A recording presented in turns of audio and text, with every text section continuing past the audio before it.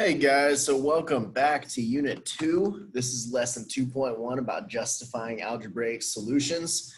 Let's get cooking, talking about some properties of equality.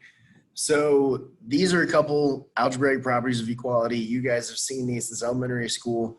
The commutative property just basically tells you the order of multiplication or addition doesn't matter. So 3 plus 4 is the same as 4 plus 3. And the associative property tells the sum or product of 3 or more numbers remains the same regardless of the grouping. So 4 times parentheses 3 times 2 is the same as parentheses 4 times 3 times 2. So if you need to pause and get these properties down, take a minute to do that. We're going to keep going talking about some properties of equality. We also know the distributive property. You've been doing this for most of middle school. So the distributive property is sum of 2 or more addends, blah, blah, blah. You can read what it says. Basically what it says is if I have something like 3, or if I have some value multiplied by the sum of 2 things, I can distribute that value to each thing in there and then find the sum of those 2 quantities instead. The transitive property, what this basically tells us, and this kind of makes sense logically, is if we have 2 values that are each equivalent to a third value, then they must also be equivalent to each other. In other words, if A equals B and B equals C, A must be equal to C. Makes sense because if A is the same as B and B is the same as C, these things are both the same as B, so they must be the same as each other as well. So now we're going to get into some of these properties of equality, these algebraic properties of equality. So the first one is the addition and subtraction properties of equality. And you've been using these when you've solved equations. You just haven't necessarily put names to them. So the addition and subtraction properties of equality, basically what they mean is if you add or subtract the same thing to both sides of an equation, then the value remains the same. The quantities are still equal. And the multiplication and division properties of equality are the same thing. Basically, it just says if you multiply or divide the entire quantity on both sides of the equation by some value, then the values still remain equal. So we're going to look at an example of how we're going to use these to justify algebraic solutions. So we're going to solve this equation. So we've got 3x minus 7 equals x over 4.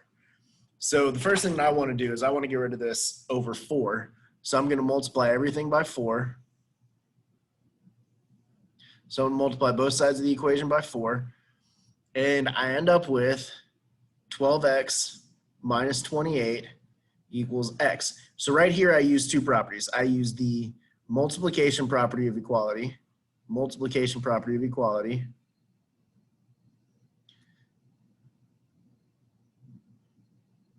and I also right here use the distributive property.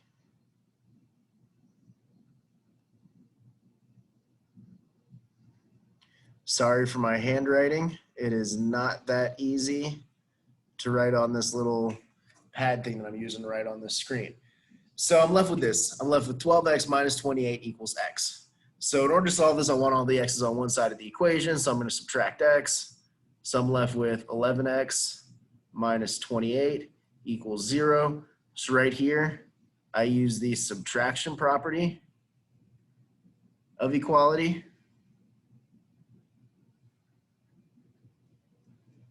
So now I want to get that 28 on the other side of the equation so that I can solve for x. I'm left with 11x equals 28. So that is the addition property of equality. My abbreviations are getting shorter and shorter, but you know what they mean, addition property of equality. And then finally, I can divide. So x would be equal to 28 over 11, and that is the division property of equality. So when we get in class, ooh, that's a cue.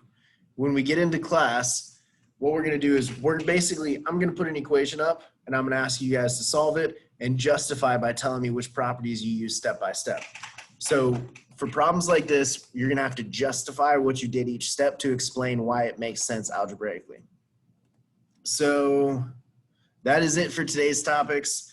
Today we just talked about some properties of equality, and then we showed how to justify algebraic solutions using properties of equality. Hope you took notes, hope you come to class with questions, and hope to see you again soon.